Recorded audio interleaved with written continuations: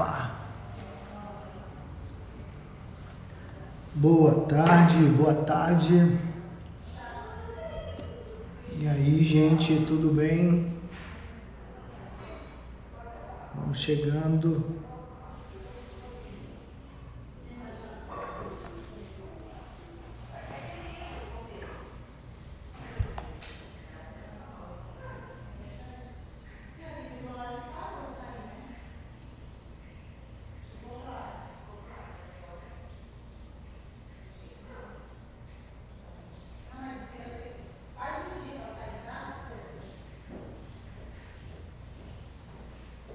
Fechou a água, tá tudo preto, gente. É mesmo?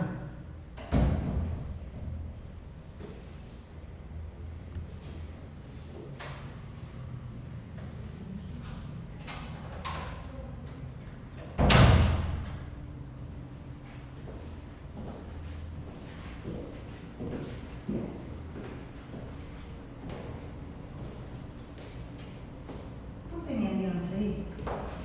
Não sei, meu amor. Acho que eu lá embaixo dele.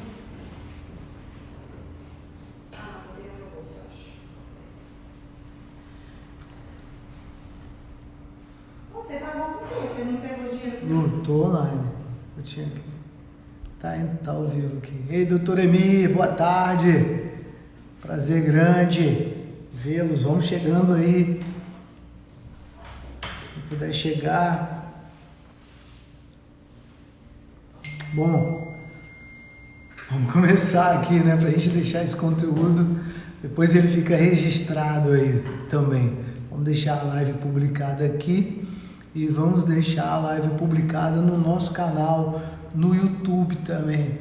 Quero pedir a você que tá aí, que tá entrando, tá chegando, clica lá no aviãozinho, compartilha essa live, manda ela para várias pessoas que você segue ou que te seguem, porque essa mensagem pode salvar uma vida hoje, pode melhorar a vida de quem está assistindo, de quem está navegando aí na plataforma do Instagram. Vamos lá? Então tá chegando gente aí, que bom, Rodrigo, Jean, quem tá chegando aí? Bom, na live de ontem nós analisamos um texto de Atos dos Apóstolos e nós vamos continuar seguindo nesse livro de Atos, porque é o livro que eu estou lendo no dia a dia, todos os dias de manhã, eu estou assistindo, estou meditando na palavra. Fala, Raildo, tudo bem, meu irmão? Bom ter você aí, cara. E a gente vai continuar analisando esse conteúdo, tá? Vamos para o início do capítulo 6, que nós vamos meditar em cima ali da primeira parte, inciso, né? Estou acostumado com o mundo jurídico que estou tratando a Bíblia como inciso.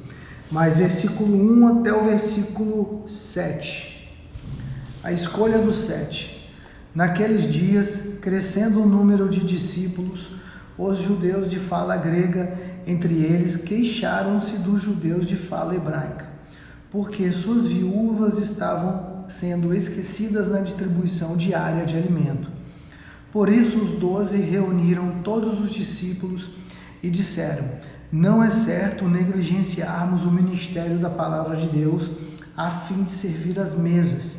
Irmãos, escolham entre vocês 7 homens de bom testemunho, cheios do Espírito e de sabedoria. Passaremos a eles essa tarefa e nos dedicaremos à oração e ao ministério da palavra. Tal proposta agradou a todos. Então escolheram Estevão, homem cheio de fé e do Espírito Santo, além de Filipe, Prócoro, Nicanor, Timon, Parmenas e Nicolau, um convertido ao judaísmo, proveniente de Antioquia.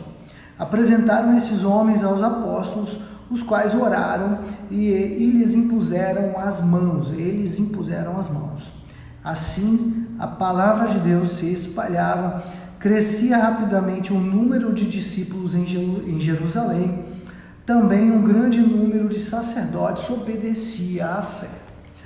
Bom, interessantíssimo esse texto, muito bacana, e ele tem uma analogia perfeita com o dia a dia da nossa advocacia, nós que somos juristas.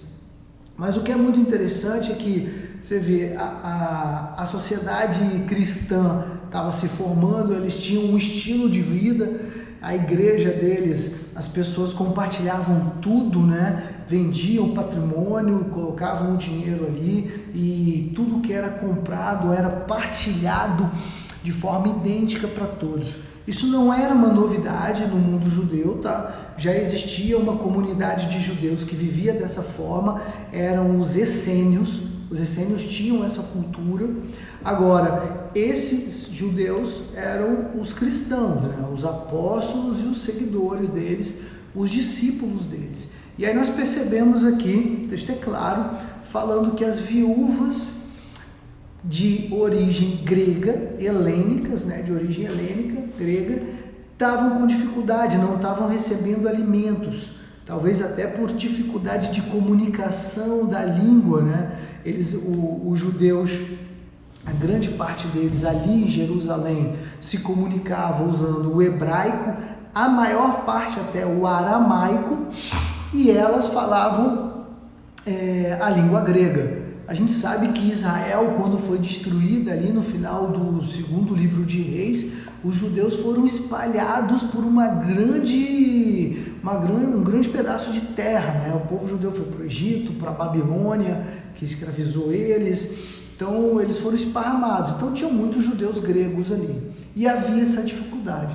Então eles decidiram separar um grupo mais preparado intelectualmente, que conseguia falar a língua grega bem, para se comunicar e para servi-los, para servir a mesa para eles.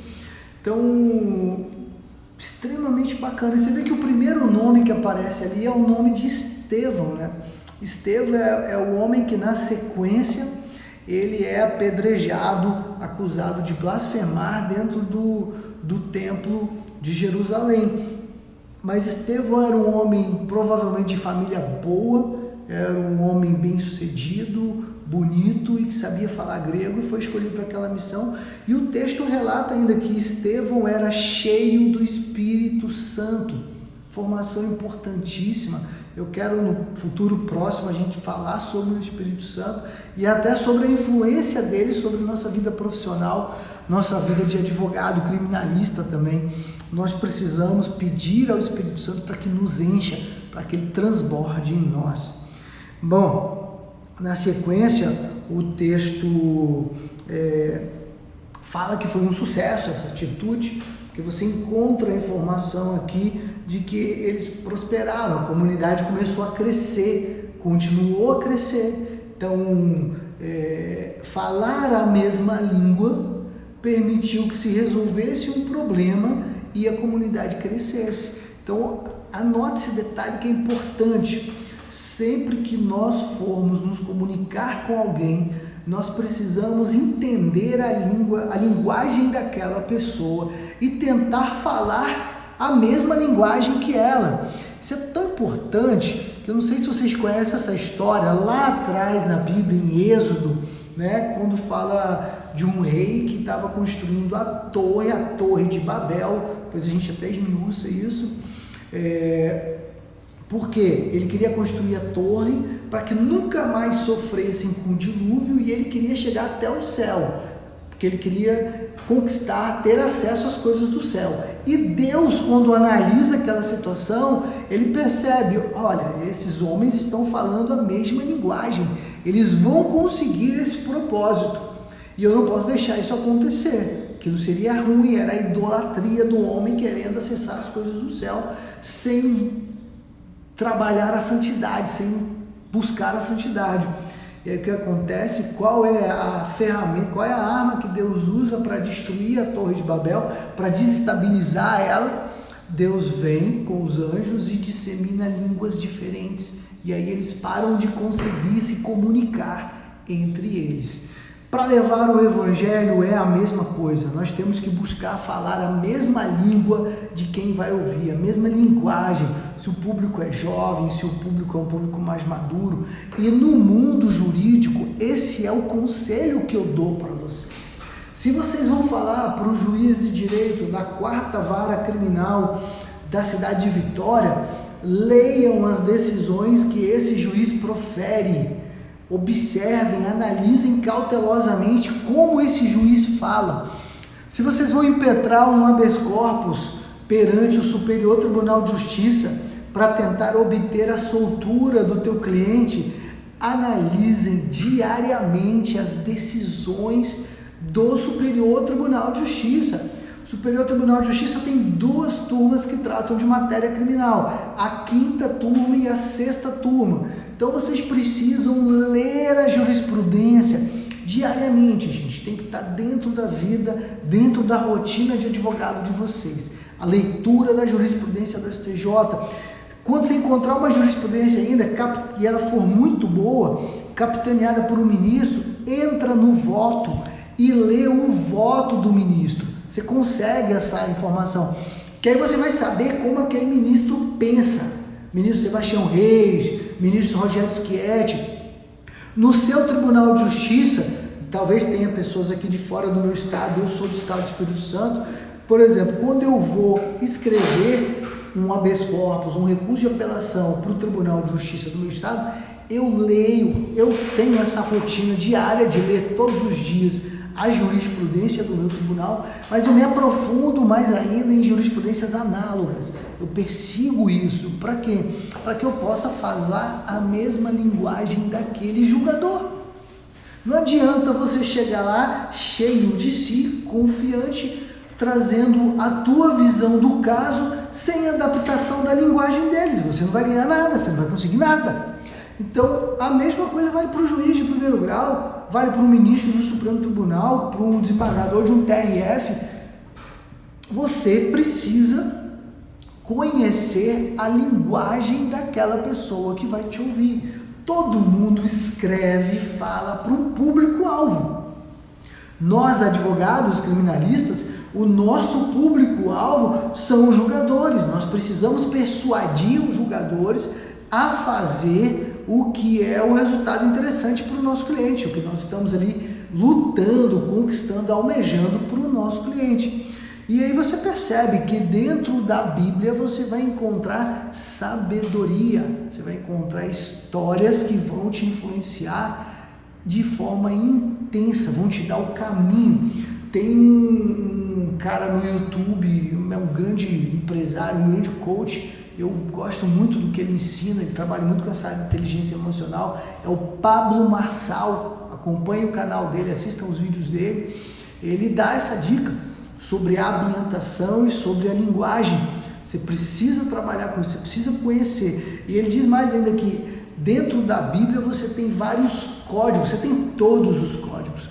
A Bíblia é o principal livro a ser lido. Eu tenho dito isso sempre aqui com vocês. Então, aqui você vai encontrar fundamentação para todos os atos da tua vida profissional, pessoal, tudo quanto é jeito, espiritual mais do que nunca, é a Bíblia, né? Mas especialmente nesse trecho aqui, a gente consegue perceber com clareza que a nossa linguagem precisa ser idêntica, precisa ser parecida com a de quem vai recebê-la. Então nós precisamos modelar a linguagem daquela pessoa. Às vezes a gente precisa até modelar a pessoa inteira, aprender o que ela faz, como ela faz, para a gente poder fazer algo, né? Se você está no mesmo ramo, por exemplo, eu usei a modelagem muitas vezes na minha vida. Eu me inspirei em advogados mais experientes do que eu para me comportar, para criar os meus processos comportamentais durante a minha vida. Agora, você pode usar a modelagem não só para a criação dos processos, mas também para saber como criar a forma de comunicação adequada que você vai usar dentro da tua carreira, Então, com seus clientes, você quer convencer o cliente a te contratar, né? Se você julgou que aquela causa é boa para você, você pode cobrar honorários ou não, às vezes você nunca vai cobrar honorários, mas é uma causa interessante de trabalhar, porque pode trazer uma boa repercussão para você no mundo profissional. Aí você aceita aquela causa, trabalha. Você precisa aprender qual é a linguagem daquele cliente, como você vai se comunicar para ele. E aí no mundo do júri popular, que é o nosso mundo aqui, que a gente vive mais ainda, aí é fundamental. Porque você vai se comunicar com pessoas comuns, você vai se comunicar com jurados, que são seres humanos, cidadãos civis da tua sociedade. Você não vai se comunicar mais com desembargadores, com juízes. Não, então você tem que estar bem antenado para contar a tua história, para contar os fundamentos que você vai usar, com uma linguagem simples, sem complexidade, né? Uma linguagem que trate de todos os detalhes da história com clareza absoluta. Todo advogado precisa entender isso. Você precisa de objetividade e clareza. Objetividade e clareza na sua comunicação. Você precisa disso em todos os detalhes da sua vida, com o teu marido, com tua mulher, com teus filhos, com Deus, principalmente com Deus. Você precisa, nas suas orações, se dirigir a Ele de forma clara. Na carta de Tiago tem essa repreensão, né? Tiago diz, olha, vocês não têm porque não sabem pedir. Então nós precisamos aprender a pedir a Deus com clareza. Que no mundo da advocacia é a mesma coisa. Nós precisamos saber nos comunicar como os 7 discípulos que foram eleitos para se comunicar com as viúvas gregas que estavam sendo prejudicadas na distribuição dos alimentos. Preste atenção nisso, é um detalhe muito importante para vocês na geração de conteúdo de vocês diária, no dia a dia da advocacia criminal. Vocês vão gostar de usar essa técnica de mapear, hackear a linguagem da pessoa com quem você vai se comunicar. E aí, como é que você faz isso? Você tem que traçar um perfil da pessoa, né? Você tem que estudar no campo da judicatura, se ela é um desembargador, se ela é um ministro, um juiz, você vai ler as decisões dela e depois você vai pesquisar as redes sociais dele, vai ver o que ele está escrevendo, o que ele está falando para o povo. No campo do teu relacionamento com o cliente ou com teus colaboradores de escritório, teus parceiros, a mesma coisa, você vai acompanhar o que essas pessoas estão dizendo para o mundo, vocês vão acompanhar o que ela faz, vocês vão pesquisar o que aquela pessoa faz, com que ela trabalha, como ela trabalha, se ela é dedicada ou não, se ela é cristã ou não, né? Tem gente às vezes que não é cristão, vai sentar para negociar um contrato com você e às vezes pode ficar com um pé atrás, ter preconceito dos evangélicos e tal, isso acontece muito hoje. Então, não que você vai deixar de falar de Deus. Nós já vimos na live de ontem que é impossível deixar de falar sobre tudo o que vimos e ouvimos. Quem é cristão, quem lê a Bíblia, tal, é impossível. Agora você não vai dizer o seguinte, você vai falar de forma diferente. Você não pode dizer, se você não aceitar Jesus, você vai para o inferno. Não é assim.